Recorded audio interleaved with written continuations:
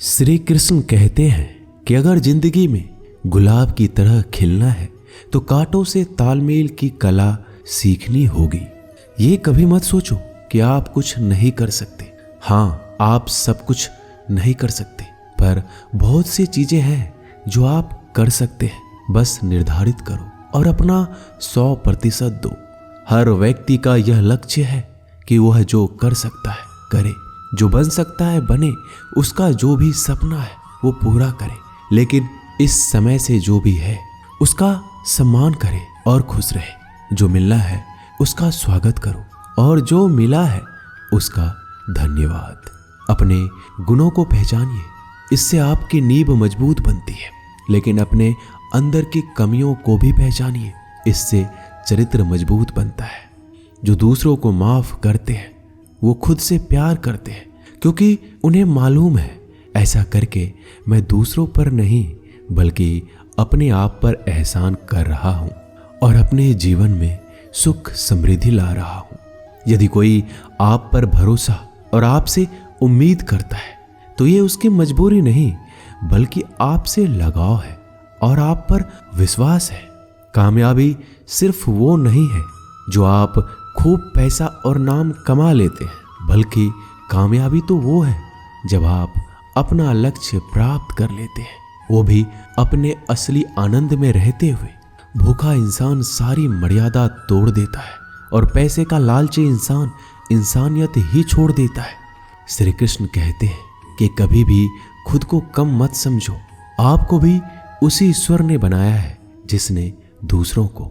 आप किसी से सलाह ले सकते हैं, पर आगे बढ़ने और अपनी मंजिल पाने के लिए मेहनत तो खुद करनी होगी।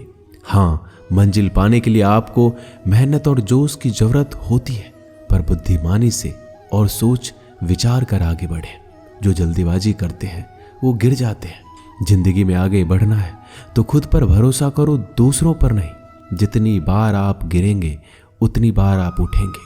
अब ना किसी का हाथ चाहिए ना किसी का साथ। इंतजार करोगे तो उतना ही मिलेगा जितना कोशिश करने वाले छोड़ देते हैं। इसलिए इंतजार मत करो। तुम जितना सोचते हो जिंदगी उससे कहीं ज्यादा तेजी से भाग रही है। हार कभी मत मानो। हाँ, कुछ लोग हार मान लेते हैं, पर याद रखें कि पानी में डूबने से आदमी की जान नहीं जाती, बल्कि जान तब जाती है जब उसे तैरना नहीं आता है। इसलिए हार मत मानो, बल्कि अपने प्रयास में एक्सपेरिमेंट शुरू करो।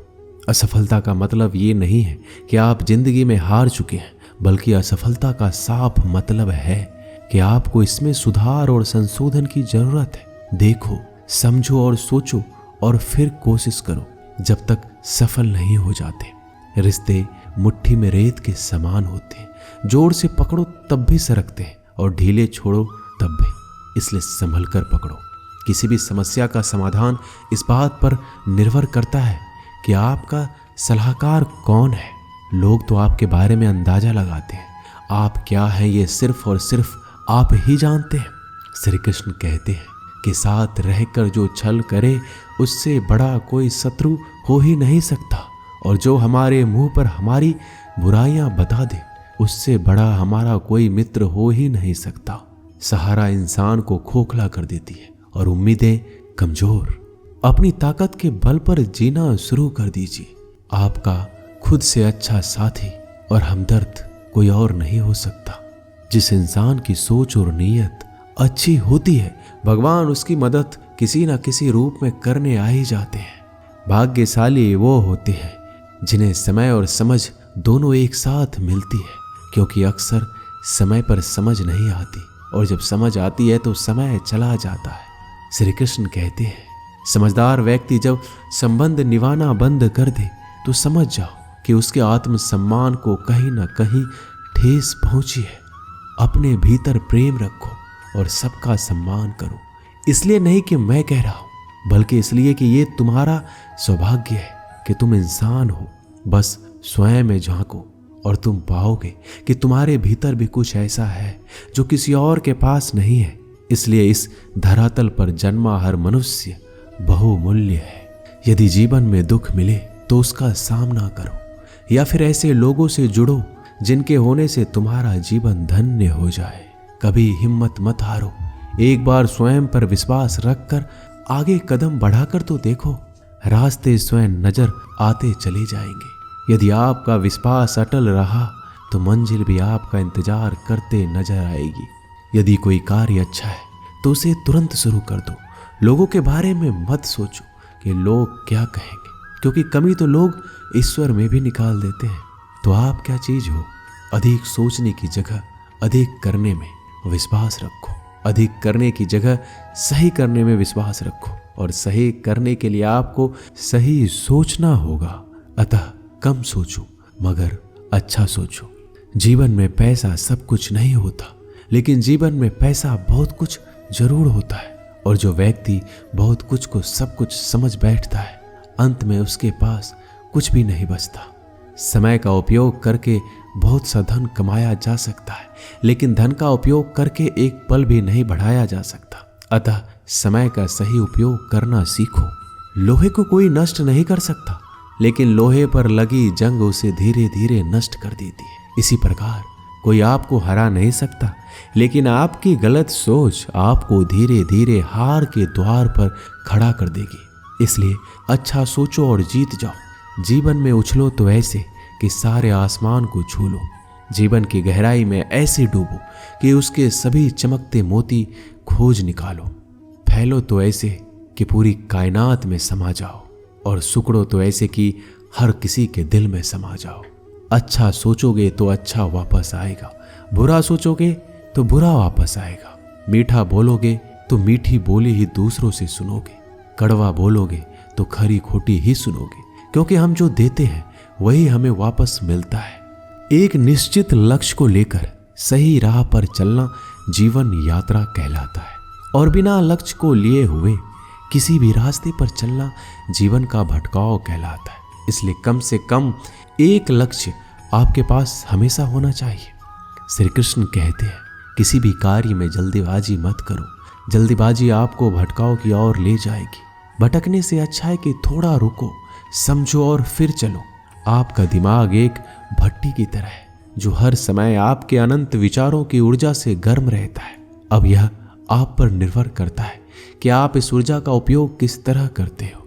लोग कहते हैं कि हमेशा व्यस्त रहो। अच्छी बात है, लेकिन व्यस्त रहना ही काफी नहीं है। महत्वपूर्ण यह है कि आप कब और किस कार्य में व्यस्त हो। यदि आप चाहते हो कि लोग आपको पहचाने तो अधिक से अधिक लोगों से अपनी पहचान बढ़ाओ। यदि आप चाहते हो कि लोग आपकी बात माने तो लोगों के दिलों में जगह बनाओ। और यदि आप चाहते हो कि लोग आपको हमेशा याद रखें तो कलम उठाओ और कुछ नए विचार लोगों को दो।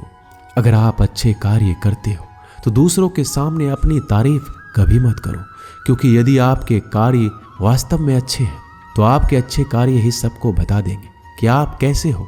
सफल लोग खुद अपने बारे में नहीं बोलते, बल्कि उनके कार्य उनके बारे में बोलते हैं। अपना मुंह खोलने से पहले अपना दिमाग खोल लेना बहुत जरूरी है। अर्थात जब भी आप जहां भी बोले, पहले खुले दिमाग से सोचे कि इसका परिणाम क्या होगा। यदि परिणाम अच्छा हुआ तो तुरंत बोल दें। यदि आप असंभव को संभव बनाना चाहते हैं तो असंभव को पाने के लिए आपको कुछ ऐसा करना होगा जो अकल्पनीय हो। यदि आप ऐसा कर सकते हैं तो आगे बढ़कर नया और अब तक जो सोचा ना गया हो ऐसा कुछ कीजिए। आज दुनिया को एक ऐसे इंसान की जरूरत है जो इस दुनिया को बदल सके। आप भी ऐसा कर सकते हैं। यदि आप खुद को इस योग्य नहीं समझते तो जरा सोचिए, अगर आप नहीं तो कौन, अगर अभी नहीं तो कब। जो भी हो आप भी इसे कर सकते हो। अभी शुरू हो जाओ। जो भी कार्य शुरू करो सोच कर शुरू करो। यदि शुरुआत कर दो तो बीच में उस कार्य को किसी भी वजह से मत रोको, क्योंकि जब आप पीछे जाकर किसी दूसरे कार्य को शुरू करके फिर वहीं पहुंचते हैं जहां आपने पहले वाला कार्य छोड़ा था, तो जरा सोचिए, इससे कम मेहनत और इससे कम समय में आप पहले कार्य को पूरा कर सकते थे। यदि आपसे पहले कोई और सफल हो जाता है तो घबराना मत, क्योंकि आप भी जानते हो कि घर बनाने से ज्यादा समय बंगला बनाने में लगता है। श्री कृष्ण कहते हैं, जब आप हार से मिली सीख को अहमियत समझ लेंगे तो आपका जीवन बदल जाएगा। जिस प्रकार एक वातावरण में केवल एक ही तरह के पेड़ पौधे उगते हैं, उसी प्रकार आप भी अपने वातावरण के ही एक अंश हैं। यदि आप अपने आप को बदलना चाहते हैं तो सर्वप्रथम अपने वातावरण को बदलिए। आप एक ही गलती को रोज दोहराकर अपने परिणाम और अपने जीवन को नहीं बदल सकते हैं। अपने लक्ष्य को बार बार बदलने से कुछ नहीं होगा। अगर बदलाव चाहते हो तो अपनी कोशिश करने के तरीके में बदलाव लाना होगा। परिवर्तन प्रकृति का नियम है, इसे स्वीकार करें एवं इस परिवर्तित जीवन का आनंद लेना प्रारंभ करें। श्री कृष्ण कहते हैं कि आप किसी भी चीज को लेकर चिंता करना छोड़ दीजिए, क्योंकि हमारी चिंता कोई और कर रहा है।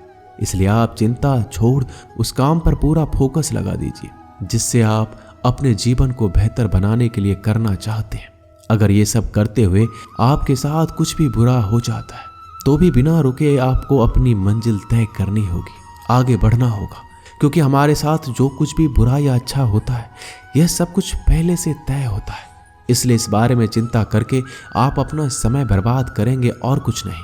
भलाई हमारे इसी में है कि हमें बिना परेशान हुए अपने बहुमूल्य काम को तय समय पर पूरा कर लेना चाहिए। भगवान हमारे बारे में सब कुछ पहले से तय करके रखे, बस हमें चिंता छोड़ लगातार प्रयास करना चाहिए। अंत में हमें जो मिलना है वो मिल जाएगा। दोस्तों, इसे हम आपको एक छोटी सी कहानी के माध्यम से बताते हैं। एक बार की बात है, दो लड़के एक आश्रम में काम करते थे। वो दोनों अपने गुरु की दिन रात सेवा करते थे। उन दोनों लड़कों में से एक लड़की की बहन की शादी तय हो गई थी। वो अपने बहन की शादी की तैयारी धूमधाम से करना चाहता था, पर उसके पास पैसे नहीं थे। उनकी स्थिति उनके गुरु बहुत अच्छी तरह से जानते थे, पर वो भी उनकी मदद नहीं किए। जब दोनों लड़के गांव जाने के लिए तैयार हुए तो गुरु ने उस लड़के को 5 अनार दिए जिसकी बहन की शादी थी। गांव जाते समय 5 अनार पाकर लड़का बहुत दुखी था। उसे तो पैसों की जरूरत थी, वह अनार क्या करेगा। उसे अपने गुरु पे गुस्सा आ रहा था। जब दोनों लड़के गांव की तरफ जा रहे थे तो रास्ते में राजा के सैनिक इस बात की घोषणा कर रही थी, क्या किसी के पास अनार है? राजा को इसकी बहुत जरूरत है। हमने बहुत प्रयास किया पर इस क्षेत्र में कहीं भी अनार नहीं मिला। राजा की बेटी बहुत बीमार है, उसे दवा के लिए अनार की जरूरत है। दोनों लड़कों ने सोचा, हमें अनार की कोई जरूरत नहीं है, ये अनार हम राजा को दे देंगे और उनकी बेटी का अच्छा इलाज हो जाएगा। दोनों लड़कों ने अनार की बात सैनिक को बताई।